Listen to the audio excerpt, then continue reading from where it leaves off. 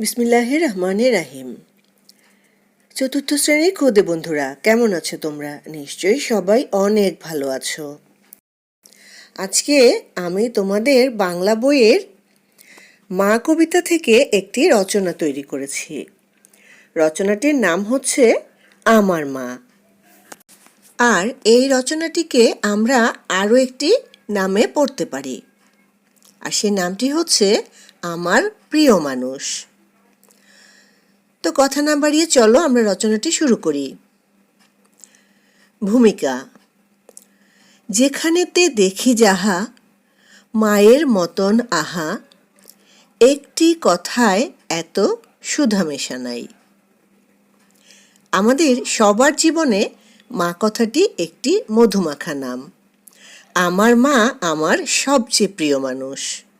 মা ও আমার শৈশব। মায়ের মমতা আমাদের চলার পথের পাথেয়। জন্ম নেওয়ার সময় ও শিশু অবস্থায় মানুষ অসহায় থাকে। শৈশবে আমার খাওয়া দাওয়া, স্বাস্থ্য রক্ষা, ঘুম পাড়ানি গান গেয়ে ঘুম পাড়ানো, কথায় কথায় ছড়া কাটা, কথা বলতে শেখানো আর পড়াশোনার কাজ সঠিকভাবে করিয়েছিলেন আমার মা। শৈশবে মা আমাদের গভীর মমতায় লালন পালন করেন। আমাদের প্রতি মায়ের যত্ন।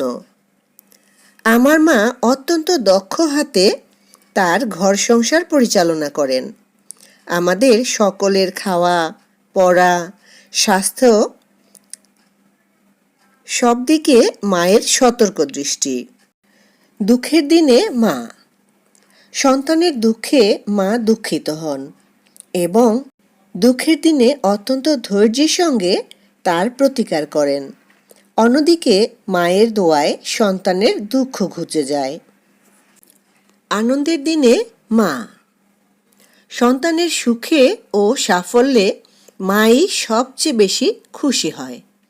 আমি যখন তৃতীয় শ্রেণী থেকে ভালো ফলাফল করে চতুর্থ শ্রেণীতে উঠেছি, তখন আমার মা অনেক খুশি হয়েছেন। অবসরে মা। অবসর সময়ে মা বিভিন্ন বই পড়ে, পত্রিকা পড়ে, শৌখিন সেলাইয়ের কাজ করে সময় কাটান। মা মাঝে মাঝে আমাদের মহামনীষীদের জীবন ও মহৎকর্মের কথা বলেন। মায়ের প্রতি সন্তানের দায়িত্ব।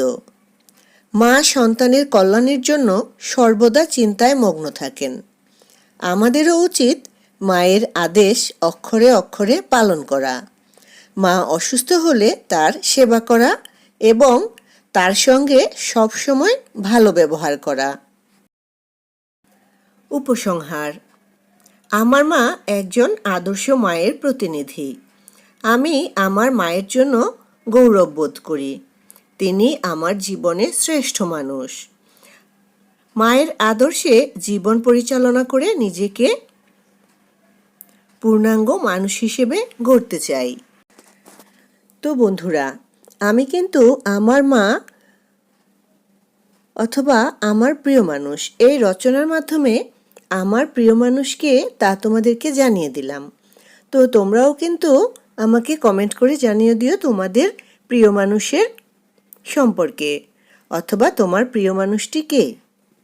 আর রচনাটি পড়তে থাকো, পরবর্তীতে তোমাদের সাথে আবার কথা হবে। সে পর্যন্ত সবাই ভালো থাকবে। আল্লাহ হাফেজ।